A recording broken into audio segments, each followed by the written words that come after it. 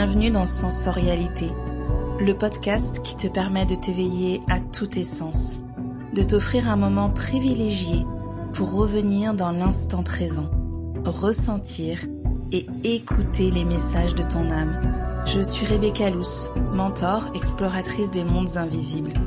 Chaque semaine, je t'invite à un temps rituel, guidance, introspection, inspiration et connexion seront les mots magiques pour mieux te connaître et redonner les pleins pouvoirs à ton énergie féminine, celle qui sait, ressent et perçoit.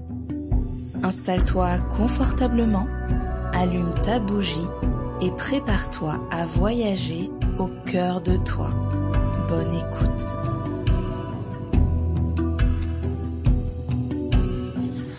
Bonjour et bienvenue dans ce nouvel épisode dans lequel je vais te parler des mémoires karmiques. J'avais fait un sondage en story, je vous avais proposé plusieurs choix et il y en a deux qui ont vraiment eu la cote, je dirais. Donc je vais enregistrer ces deux épisodes et le premier est celui sur les mémoires karmiques. Pourquoi en parler maintenant ? Parce que j'accompagne de nombreuses femmes, puis ça a été aussi mon parcours, qui sont empêchées d'être elles-mêmes, empêchées de s'exprimer dans leur totalité de femmes. Et souvent, ce sont des mémoires karmiques. Alors, il y a les mémoires karmiques et puis je parlerai aussi, je rafraîchirai un petit peu parce que j'en ai déjà beaucoup parlé dans le podcast, des mémoires transgénérationnelles. Aujourd'hui, on va parler des mémoires karmiques. Alors, c'est quoi une mémoire karmique ? Ce sont des empreintes d'expériences qui sont en lien avec d'autres vies.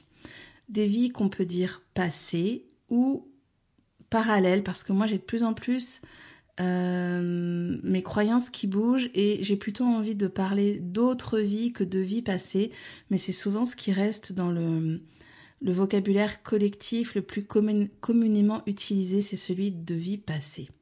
C'est différent des mémoires transgénérationnelles où là ce sont des mémoires qui sont en lien avec ta famille, donc tes parents, grands-parents, arrière-grands-parents, que ce soit du côté maternel ou paternel, tu portes aussi des empreintes qu'on appelle les mémoires transgénérationnelles.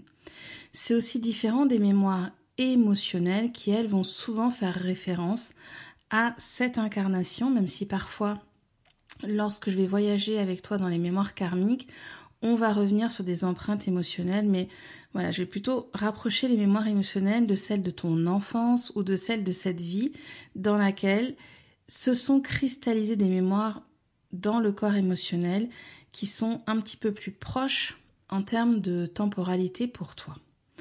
Alors, quels sont les signes qui te permettent de savoir si une mémoire karmique, si tu es concerné par une mémoire karmique, savoir si elle est active ?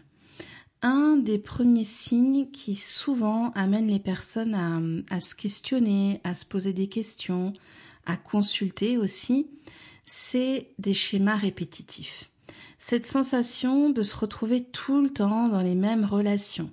Une relation où il va y avoir un sacrifice, une relation où la femme va se retrouver avec des hommes qui vont être dominants, violents, une relation dans laquelle il y en a un qui aime plus que l'autre, enfin voilà, au bout d'un moment tu commences à avoir cette sensation que quelque chose se répète. Alors là je suis en train de parler des relations, mais ça pourrait très bien être aussi avec ton job.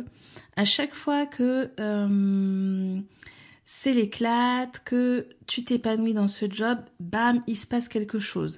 Il y a un licenciement de l'entreprise, il y a des problèmes financiers et du coup, les projets que tu devais mener, tu ne peux plus les mener. Enfin, quand on commence à voir quelque chose qui se répète, et en général, quand tu le vois, tu le sais, c'est pas en termes de fois, c'est pas ça se répète 3 fois, 4 fois, 5 fois, mais à un moment, tu te dis pourquoi je suis encore en train de vivre une situation similaire. Très souvent, il est question de mémoire. Alors après, quelle mémoire à ce moment-là ? Il va falloir ouvrir l'espace et creuser. Moi, j'ouvre l'espace et peu importe que ce soit l'un ou l'autre, on y va, que ce soit dans les immersions ou en constellation, parce que ça arrive qu'on aille en constellation karmique aussi. On ouvre l'espace et on voit où est-ce que ça nous mène. Il peut y avoir aussi dans les signes qui peuvent te te créer un petit peu des alertes, des peurs irrationnelles. Tu te retrouves face à des choses qui ne correspondent pas à cette vie et pourtant ton corps réagit. Tu as des choses que tu ne peux pas expliquer et bien souvent ce sont des mémoires qui se logent dans justement d'autres vies dans lesquelles tu as déjà connu, dans lesquelles tu as déjà emprunté ce chemin, cette voie d'expérience. Ton âme sait et elle essaie de te transmettre des messages comme elle peut pour que toi là-dedans tu puisses vraiment te retrouver et t'orienter un petit peu.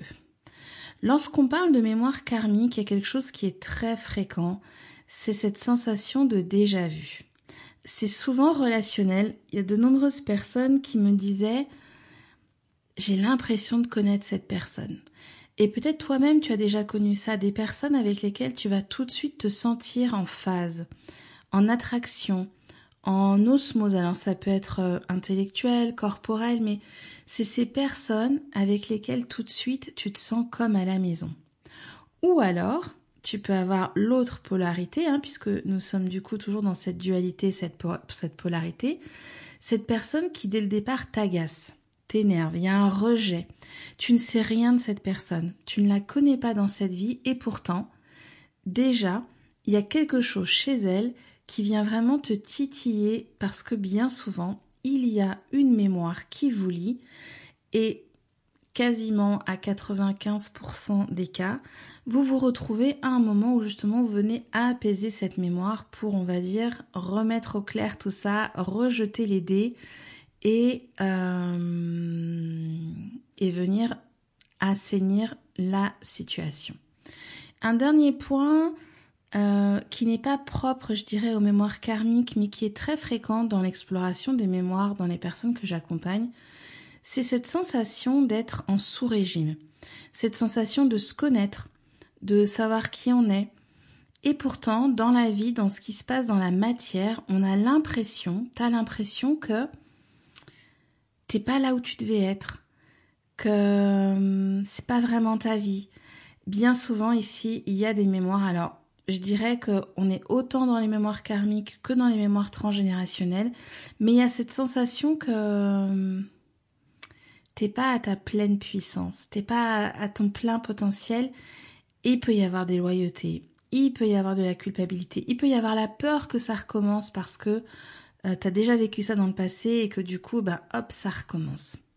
Et puis, un dernier point qui m'est venu en même temps que je parlais, et celui-là fait vraiment partie de quasiment tous les accompagnements, et ça va être le cas pour 85% des personnes que j'accompagne, des mémoires en lien avec ta magie de sorcière. Donc que ce soit la guérison, le lien avec les plantes, le travail avec la mort, la médiumnité, tout ce qui va être magie oraculaire, divinatoire.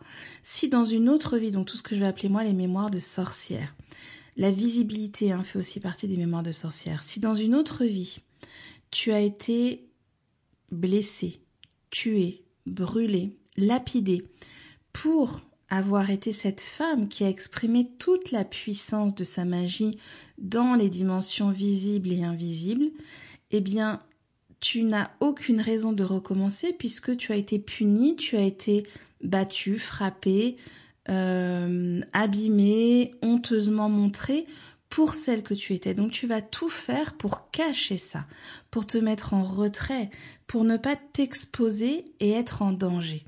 Et bien souvent, c'est ces mémoires-là qui vont bloquer tes capacités sur les plans subtils et invisibles parce que tu as déjà été en danger en les explorant, en étant vraiment dans ta pleine puissance, en étant en contact avec tous tes potentiels. Et du coup, tu te préserves et j'ai envie de dire que c'est bien normal, tu te protèges. Sauf qu'à un moment, qu'est-ce qui se passe? Tu te retrouves confronté à une partie de toi qui n'est pas vivante, qui n'est pas activée, qui n'est pas mise en lumière et qui a envie de l'être. Et ça, c'est vraiment tout ce qu'on va explorer, en particulier dans l'immersion Lilith l'insoumise, où on va vraiment aller jusqu'aux mémoires vraiment propres aux âmes sorcières. Donc si c'est un sujet qui t'intéresse, je mettrai le lien dans la description de l'épisode et puis n'hésite pas vraiment à me contacter parce que Je trouve que c'est tellement beau de pouvoir accompagner les âmes sorcières qui sentent que ça y est, c'est leur moment. Et tout ça, ça demande du courage, de l'audace, de s'accrocher aussi, parce que c'est pas simple de revisiter ces mémoires. Pourquoi est-ce que ces mémoires, elles ressurgissent maintenant? Alors, chose qui me paraît la plus évidente, mais je vais quand même le dire, c'est important, quand elles apparaissent, que ce soit dans ces schémas qui se répètent, dans des séances où on t'en parle, dans des tirages peut-être que tu fais, et puis tu commences à te connecter à ces mémoires, dans des accompagnements, des thérapies, des coachings, des méditations, des rêves aussi, c'est que ton âme est prête à se libérer de cette mémoire. Ton âme arrive à un point de limite, je dirais, où là, elle ne peut plus continuer à avancer parce qu'elle est face à un mur. Elle est bloquée et c'est important pour elle de pouvoir ouvrir cet espace de mémoire pour continuer à cheminer et à avancer. Donc clairement, ton âme est prête, elle t'envoie des signaux par tous les moyens possibles et imaginables pour que tu puisses t'en libérer, pour que tu puisses continuer à avancer, parce que ça c'est son rôle, de te permettre d'évoluer, puis à chaque fois de continuer à avancer sur ton chemin d'éveil. Il y a un autre moment aussi où ça peut être vraiment déclenché pour toi. Ce sont des moments où il y a ce que j'appelle des caps de fréquence énergétique. Tu te retrouves à un point de ton chemin où tu fais un bond en termes d'éveil, un bond en termes de capacité. Et là, tu ne vas pas pouvoir continuer si tu ne reconnectes pas à ta propre magie. Bien souvent, derrière ces mémoires karmiques, se trouve une magie qui a été cristallisée, emprisonnée. Alors quand je parle de magie, je parle pas seulement de guérison, mais peut-être que toi, ta magie, c'est de prendre soin du foyer et que tu le fais à travers l'environnement que tu crées, à travers la cuisine que tu fais chez toi. Peut-être que tu crées des lieux pour accueillir, que tu es gardienne de cercle, décoratrice d'intérieur. Si par exemple tu as cette magie du foyer et qu'elle n'est pas connectée, eh bien tu es comme limitée, tu es en restriction. C'est un petit peu ça qui me vient, c'est que il y a des moments où on est en restriction de soi, on a l'impression qu'on a quelque chose qui n'est pas complètement déployé. Donc souvent quand il y a cette envie de se déployer, de s'expanser, c'est comme quelque chose qu'on sent à l'intérieur de ça pourrait être plus, je sens que je suis plus que ça, mais j'y arrive pas. Tout ce que je fais va mener à des limitations, des échecs, ça prend pas, ça ne s'ouvre pas, je retrouve à chaque fois des chemins qui se ferment, des obstacles. Ça vaut le coup, dans ces moments-là, d'aller creuser les mémoires karmiques. Alors, comment est-ce qu'on les explore, ces mémoires? Déjà, je voudrais préciser quelque chose qui est pour moi un essentiel. Je sais que tout le monde ne travaille pas comme ça, mais pendant longtemps, j'ai fait ce que j'appelais des lectures d'annales akashiques, parce que ces mémoires karmiques, elles se trouvent dans une grande bibliothèque qu'on appelle les annales akashiques, qui sont comme des grands livres qui regroupent toutes tes vies, toutes tes expériences, et dans lesquelles on peut venir prendre de l'information. Alors ça ne se prend pas comme ça, il y a des autorisations à demander et il y a comme un pass à avoir, mais une fois qu'on l'a, on peut avoir accès à ces informations pour venir aider la personne qui nous consulte. Ou toi, si tu as les accès, tu peux y aller seul. Pendant longtemps, je suis allée chercher des informations et je les ramenais aux personnes. Puis je me suis rendu compte que, en vrai, ça ne servait à rien. Ça ne servait à rien parce que la personne voulait savoir qui elle était dans son passé, mais ça ne changeait rien dans son présent. Il y avait une accumulation d'informations de oui, j'ai été, mais qu'est-ce que j'en fais aujourd'hui? Alors moi, aujourd'hui, je ne travaille plus comme ça et je vais te préciser comment est-ce que moi, je travaille. Moi, je demande à la personne d'identifier son blocage. Je voudrais me mettre en lumière, sur scène, chanter, mais je n'y arrive pas, tout, ça coince à chaque fois, ou alors j'ai des contrats et puis finalement ça tombe à l'eau. Voilà, la personne m'identifie son blocage, ou que sais-je, je me suis lancée dans une nouvelle activité et financièrement ça coince, j'arrive pas à avoir assez de contrats pour pouvoir générer des revenus qui payent mes charges, etc., etc. La personne me nomme son blocage et à partir de là, moi, je l'emmène explorer d'autres plans qui peuvent être les mémoires émotionnelles de l'enfance, qui peuvent être parfois aussi les mémoires in utero, qui sont vraiment en lien avec la préconception et la grossesse, des mémoires transgénérationnelles, qui vont être en lien avec les mémoires familiales, lignée paternelle ou lignée maternelle, et les mémoires karmiques qui vont être en lien avec d'autres vies de la même âme. Mais je ne lui dis pas on va faire une séance en mémoire karmique ou en mémoire transgénérationnelle. Je demande à la personne déjà d'arriver avec son blocage, avec ce qu'elle rencontre là dans l'instant. C'est quoi le mur qu'elle rencontre à chaque fois?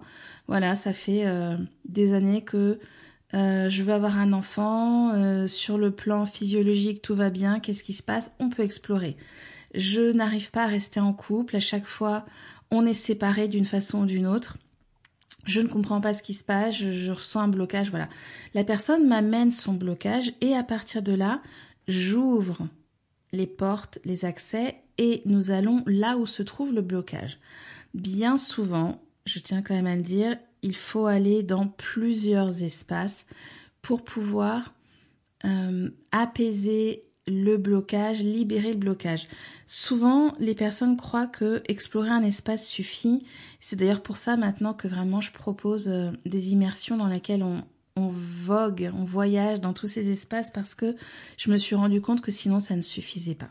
Donc je ne fais pas de lecture karmique ou de lecture d'annales akashiques, mais je t'aide à explorer tes mémoires sous tous les espaces qui sont possibles et accessibles pour pouvoir te libérer de ce qui bloque, ce qui fait de la résistance pour toi et t'apporter les activations, les libérations, les rituels, les soins dont tu aurais besoin pour pouvoir aujourd'hui dans ta vie vraiment la vivre comme tu le souhaites. Voilà comment je fonctionne. Il y a des personnes qui font des lectures d'annales akashiques.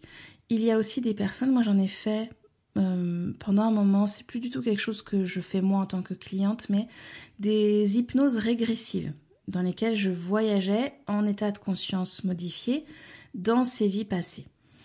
Voilà, j'espère que ça c'est déjà plus clair sur comment est-ce que moi je t'accompagne là-dedans.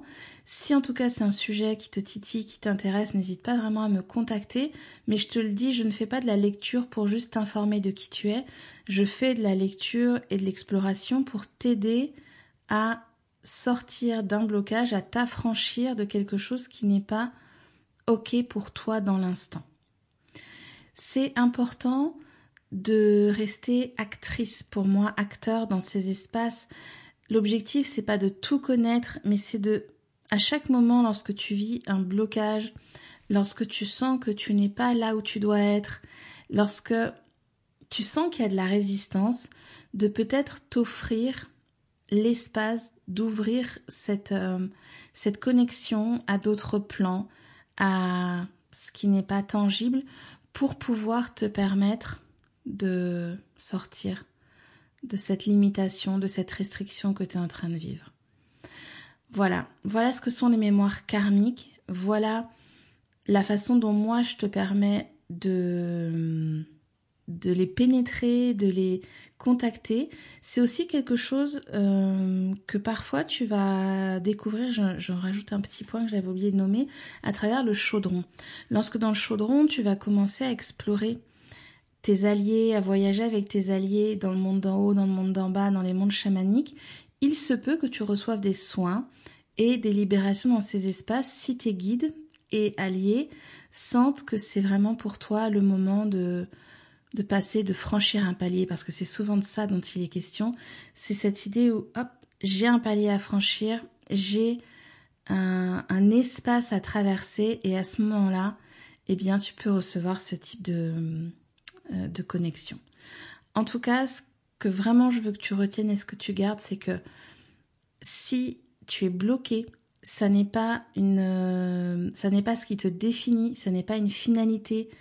Moi, j'ai la croyance, et c'est pour ça qu'aujourd'hui je me mets au service et que j'accompagne, que quand on est bloqué quelque part, on peut revenir à l'origine de cet espace pour pouvoir dénouer la mémoire qui est emprisonnée, pour mettre du mouvement là-dedans, ouvrir cet espace et choisir dans ton présent, parce que c'est ça qui moi m'intéresse, explorer ton passé sous toutes les formes que j'ai pu nommer, dans tous les espaces que j'ai nommés, pour qu'aujourd'hui au présent, tu reprennes le pouvoir de créer ta vie sans te sentir bloquée, limitée, restreinte dans tes espaces.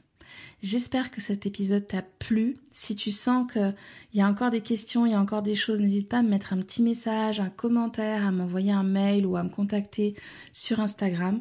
Et puis, si tu as envie qu'on continue ensemble, je serais ravie de te retrouver dans une immersion ou lors d'une guidance pour pouvoir peut-être aussi explorer ce sujet et commencer à nommer ces mémoires. Je te retrouve très bientôt pour un nouvel épisode. Merci pour ton écoute.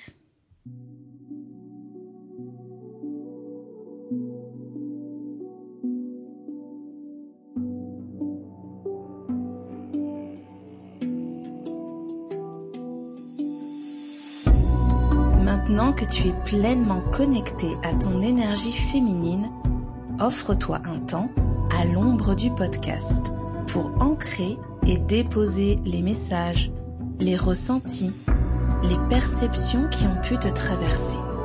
Si tu as apprécié ce moment, je t'invite à faire briller sensorialité avec des étoiles, des petits mots doux sur ta plateforme d'écoute préférée ou sur Instagram et à le partager à une personne chère qui pourrait elle aussi profiter de ce précieux rituel.